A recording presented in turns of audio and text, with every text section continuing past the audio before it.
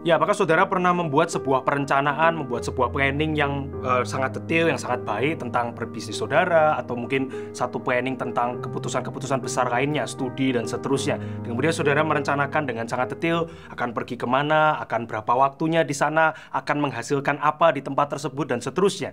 Jika iya, saudara perlu mendengarkan apa yang disampaikan oleh Yakobus kepada kita. Ya, saya membacakan daripada Yakobus pasal yang keempat, ayat 13 hingga ayat ke-17. Saudara simak baik-baik.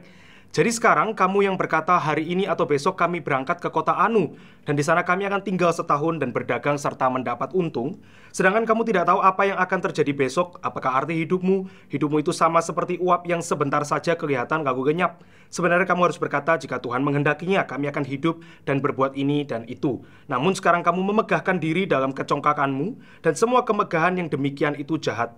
Jadi jika seseorang tahu bagaimana ia harus berbuat baik, tetapi ia tidak melakukannya, ia berdosa.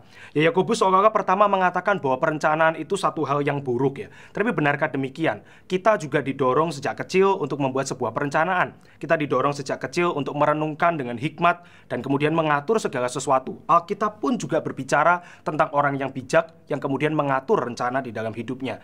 Tapi yang Yakobus sebenarnya katakan bukan sekedar bicara mengenai mengatur sebuah perencanaan, bukan bicara sekedar mengenai sebuah planning, dan itu satu hal yang baik. Tapi Yakobus mau katakan di dalam bagian ini adalah bagaimana orang yang congkak, atau bahkan di dalam ayat 16 tadi dia katakan orang yang hatinya itu jahat membuat perencanaan seolah-olah dia yang mengatur segala sesuatu.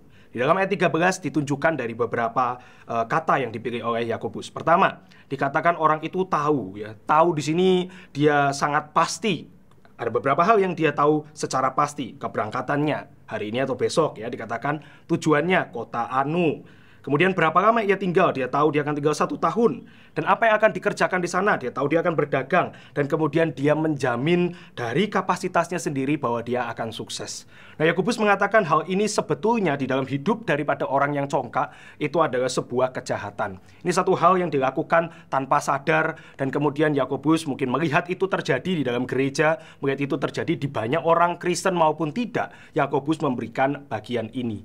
Nah, buat Yakobus, hal ini adalah jahat karena seolah-olah orang tersebut bisa mengatur segala sesuatu. Karena seakan-akan dia bisa memutuskan apa yang akan terjadi di dalam hari esok. Apakah yang Yakobus katakan kepada orang yang dengan satu kecongkakan hati mengatakan hal ini? Yakobus mengatakan bahwa bahkan yang terjadi besok pun kamu tidak tahu. Ya, hidup manusia itu sama seperti uap. Uap itu sebentar muncul gitu ya. Bapak Ibu menuang air panas, akan ada uap airnya di sana, akan ada asapnya sedikit. Tapi kemudian sebentar ya hilang.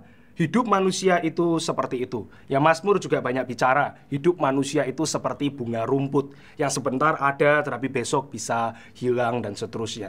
Nah, Yakobus bukan mengatakan bagian ini Bapak Ibu ya untuk membuat kita yang merencanakan sesuatu kemudian kalau gitu tidak perlu ada perencanaan. Kalau begitu langsung saja jalan gitu ya tanpa perencanaan. Tidak. Itu juga adalah sesuatu yang tidak baik, tidak bijak. Tapi yang Yakobus mau katakan adalah seperti ayat 15. Sederhana, sebenarnya kita harus berkata jika Tuhan menghendaki. Tapi Bapak Ibu jangan menjadikan hal ini sebagai sebuah mantra. Kalau gitu semua kita rencanakan dengan kecongkakan kita di dalam hati, tetapi kita tutup atau kita awali dengan jika Tuhan menghendaki. Tidak ya. Yang dimaksudkan oleh Yakobus adalah seorang yang seperti ini, yang di dalam hatinya dia tahu Tuhan yang memimpin dan mengatur segala sesuatu. Dia akan membuat perencanaan dengan dasar dia yakin, dia melakukan apa yang Tuhan kehendaki, dia yakin Tuhan akan pimpin karena dia berjalan seturut firman, dan di dalam proses itu pun dia terus mengingat apa yang dia lakukan ini adalah untuk kemuliaan Tuhan.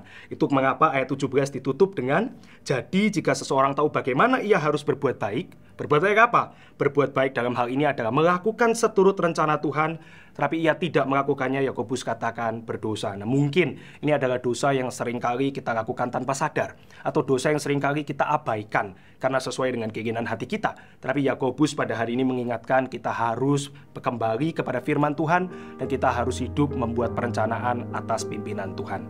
Kiranya Tuhan memberkati.